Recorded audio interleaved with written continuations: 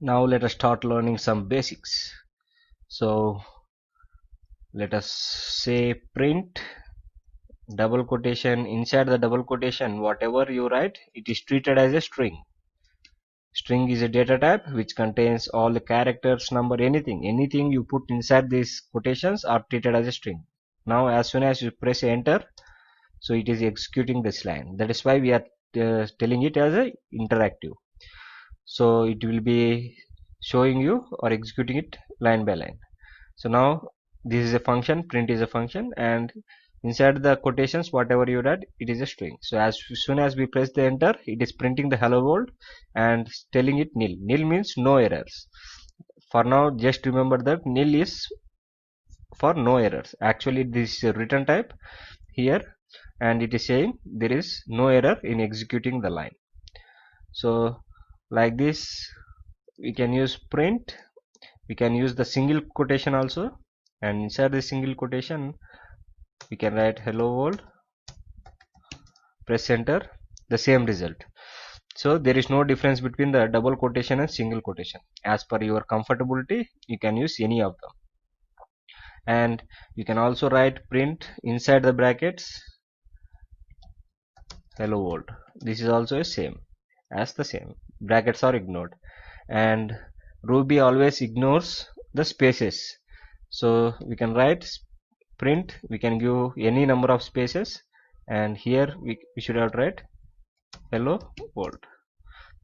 Same result. It will ignore the spaces, and it is a case sensitive programming. That's why we should always write the print in the lower case. If you write print hello world, it will show the error. There is a error. So always use the lower case because it is a case sensitive.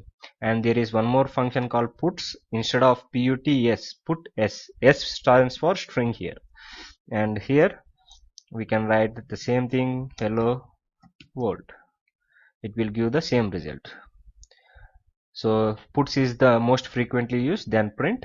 We can use any of them, print or puts, but both should be in the lower case. And we can also declare a variable called, let us say, in name is equal to Peter, a is equal to welcome. See, now a contains welcome, name contains Peter, and now we can directly write print a. It will print welcome, and print name. Name is Peter. We can also print the both of them, print name comma a. There is a syntax error. Let us say print name comma a. So Peter and welcome both are printed. So, or you can use puts a. It will get the value from the a. A is a variable here we declared, and it contains the data welcome, which is a string, and name is also a variable name, and this contains Peter. So you can write like puts name, or if you want to print both, name comma a. But there is a small difference. Puts always print the next one in the second line. So according to the output requirement, you can use print or puts. Hope you understood. Keep practicing more and more.